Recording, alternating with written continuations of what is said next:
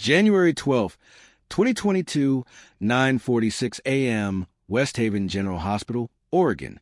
The sterile calm of the surgical suite fractured when Dr. Marissa Cole froze mid-procedure, her forceps suspended above her patient's back. What she had just pulled free wasn't tumor. It was moving, metallic, pulsing, alive. Beside her, Nurse Daniel Ruiz stumbled backward into a tray of instruments, the crash echoing like gunfire through the sterile room. On the other side of the observation glass, Helen Carter's trembling hands pressed against the window, her wedding band flashing under the fluorescent lights. For years, she had watched the strange mark on her husband's back shift, darken, and spread, but never, not once, had she imagined this. What secret had been buried inside James Carter's body for nearly half a century, and what would happen now that it had been disturbed?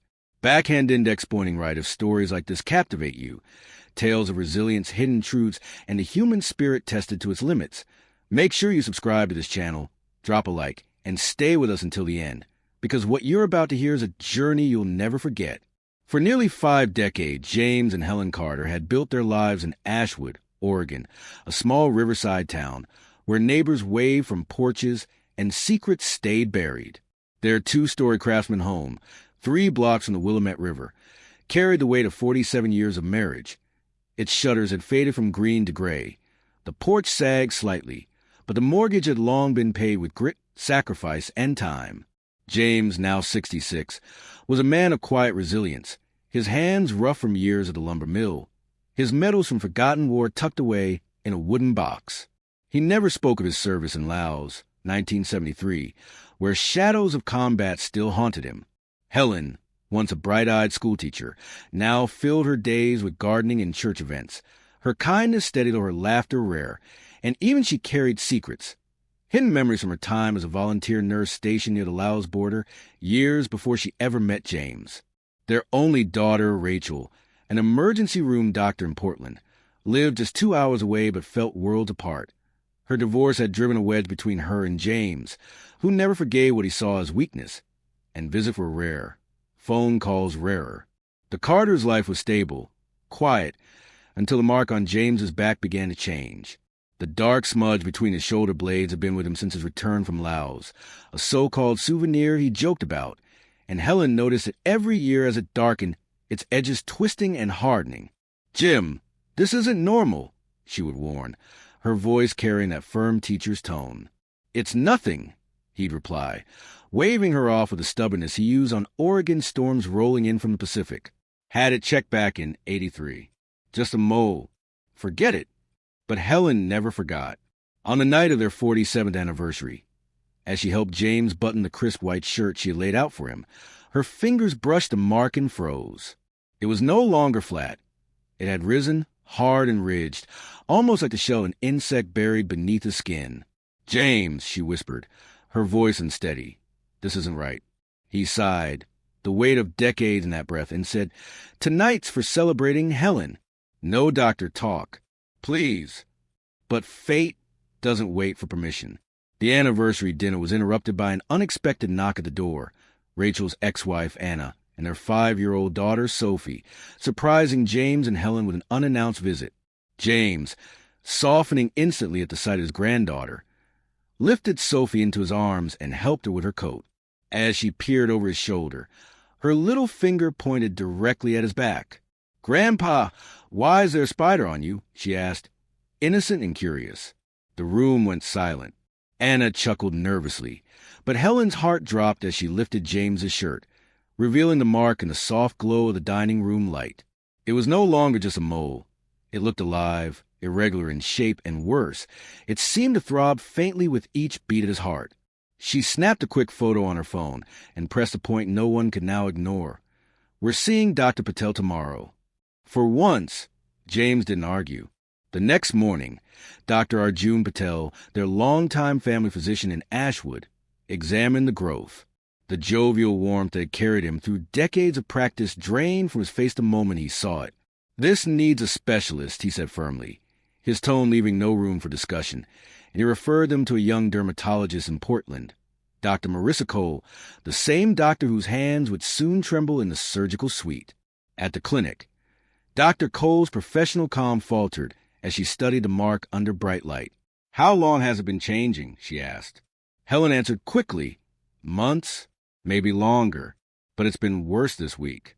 James reluctantly admitted he sometimes felt movement under the skin, as though something shifted inside him at night. Most doctors would have dismissed it, but Dr. Cole did not. "We'll do a biopsy today," she said with careful composure, though her eyes betrayed unease. The procedure was swift but unsettling. The tissue she extracted was dense, fibrous, and unlike anything she had seen before. "I'm expediting this," she told them, handing James care instructions along with her personal number, an unusual gesture that spoke volumes. That night, Helen couldn't shake her dread. After James fell asleep, she set up a small camera at the foot of their bed, determined to catch what her instincts already feared.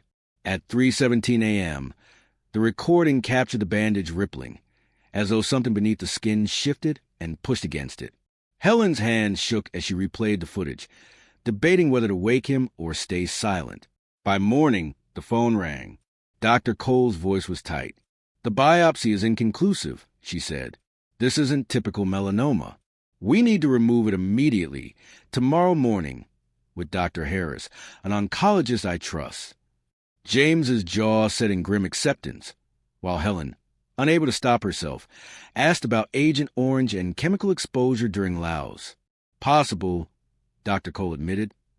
"But right now, the priority is removal."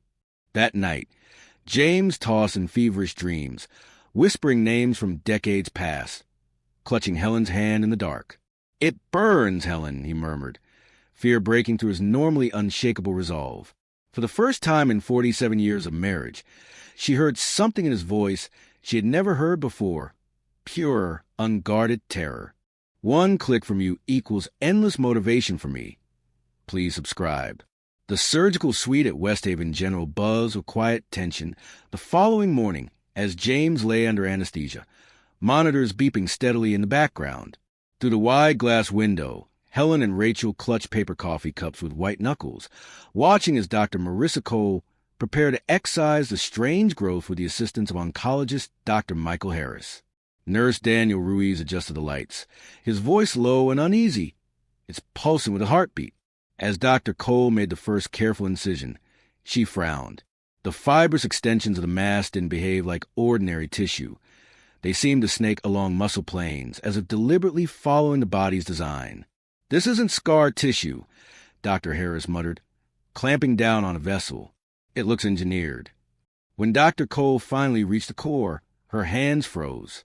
What emerged was no tumor at all, but the corroded fragment of bullet, wrapped in a living sheet of tissue that had formed an intricate, almost intelligent capsule around it. The moment it was freed, the surrounding tissue collapsed on itself, then writhed unnaturally before settling again. Daniel gasped aloud. Helen's palms pressed harder against the glass, her wedding ring scraping the pane, while Rachel whispered, "Oh my God!" The recovery room that followed felt like a trial of truth. Hours later, Dr. Cole placed a fragment in a sterile dish before Helen and Rachel, explaining that the bullet had likely been lodged inside James since 1973, during his service in Laos. His body hadn't just scar around it.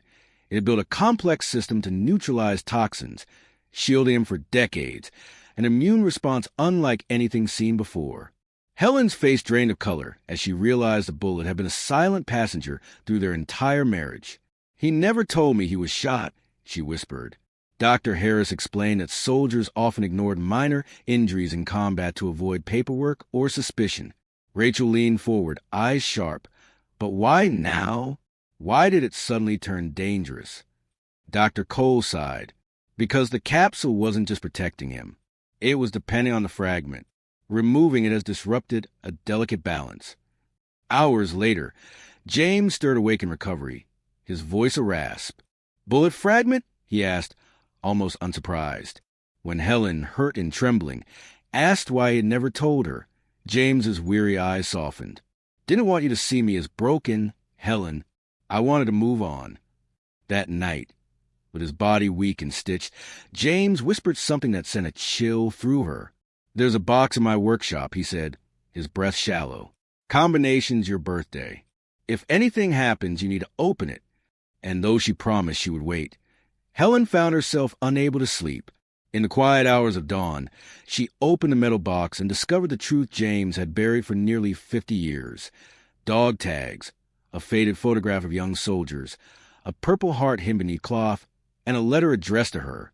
As her trembling hands unfolded the page, she read the confession of a man who had carried more than just shrapnel in his flesh.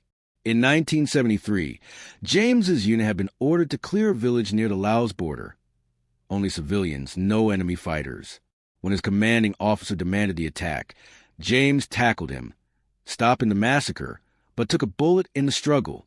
The army covered it up, awarding him a medal under false pretenses, and the truth was locked away. "I want to be the man you loved," the letter read, "not a ghost of war." Helen wept, the paper blurring in her hands, realizing the weight he had carried in silence all these years. By morning, James's condition took a terrifying turn. His fever spiked, his skin flushed with mottled redness, and the surgical site began to swell and pulse as though the very tissue was fighting against its own healing. Rachel, slipping into her ER instincts, pressed her hand to his forehead and said sharply, "This isn't normal, Mom. We need to get him back to the hospital now." At Westhaven General, Dr. Cole and Dr. Harris rushed him into emergency care, their expressions grim as they examined the wound. "The infection's aggressive, almost like it's following the same pathways the capsule once traced," Dr. Harris muttered as he ordered an immediate second surgery. "It's spreading faster than I've ever seen." James, barely conscious, clutched Helen's hand with surprising strength, whispering, "The box? Helen, promise me." Tears burned in her eyes as she leaned close and whispered back, "I already know, James. I read your letter." For a moment, something softened in his expression, a relief that even fever couldn't erase. In the waiting room, as surgeons prepared to battle the infection, an old man shuffled in, Tommy Ward, James's fellow soldier, one of the last survivors who had shared that secret from Laos. "He saved lives that day," Tommy admitted quietly, his voice breaking. "But the truth would have destroyed us all back then. We buried it to survive." The second surgery was brutal. Dr. Cole and Dr. Harris carved away necrotic tissue, their hands racing against the infection that seemed almost willful in its spread. "It's like the tissue adapted for decades to live with a bullet," Dr. Cole said through gritted teeth. "Now that it's gone, his body doesn't know how to stop the collapse." Hours blurred as machines beeped, clamps tightened, and vessels bled, until finally, James was wheeled into the ICU, his body sustained by a ventilator, his life hanging in balance. For days, Helen and Rachel sat by his bed, time measured only by the rise and fall of the ventilator's hiss. Tommy stayed too, his silence a burden shared. On the fourth day, Helen, weary and broken, revealed her own secret to Rachel, how she had once worked as a volunteer nurse near the Laos border, patching soldiers and civilians alike. Witnessing atrocities she buried to protect her own sanity. "I thought silence was protection," she admitted through tears, "but silence only builds walls." Rachel embraced her, whispering, "You both carried shrapnel, Mom. His was metal. Yours was memory."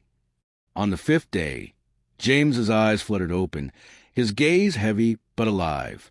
He couldn't yet speak, but when Helen took his hand, he squeezed once, steady and sure, and that small gesture said everything. He wasn't finished yet. James's recovery was slow, fragile, but miraculous. By the second week, he was breathing without the ventilator, his voice weak, yet steady enough to speak, and the first words he croaked were Helen's name. In those quiet ICU nights, when machines hummed around them, Helen finally confessed her hidden past as a nurse in Laos, the horrors she had buried as deeply as he had buried his own. James listened, his eyes glistening, and with a trembling smile he whispered, "We both carried shrapnel. Helen, yours unseen, mine buried in flesh. No more secrets." Together they promised that their silence would no longer be their prison. With Rachel at his side, James began recording his story for the Veterans Affairs Commission, omitting names but finally unburdening himself of decades of guilt. The fragment of the bullet, analyzed by specialists, confirmed his truth. An American-made round fire at point-blank range, validating his testimony and exposing the cover-up that had haunted his unit for half a century. His case became a medical landmark, a scientific breakthrough in how the body adapts to foreign metal, and more importantly, it became a spark of justice, helping other veterans whose truths had been silenced. 6 months later, James and Helen stood together on the soil of Laos once more, part of a reconciliation program where veterans faced the ghosts of their past. Tommy joined them. The three of them walking the village roads they once thought they'd never return to, their silence replaced with shared truth. Back home in Ashwood, their quiet house was transformed, not by new paint or furniture, but by the laughter of their granddaughter and the conversations once avoided. The purple heart that James had hidden away now sat proudly on the mantel, no longer a symbol of shame, but of resilience, courage, and healing. Helen often found herself looking at it and asking aloud, what truths are we all carrying, afraid to speak, not realizing that silence is the heaviest wound of all? If stories like James and Helen's move you, where hidden scars become paths to healing, don't forget to like this video, subscribe, and share it with someone who needs to hear it. Because sometimes the truth doesn't break us. Sometimes it sets us free.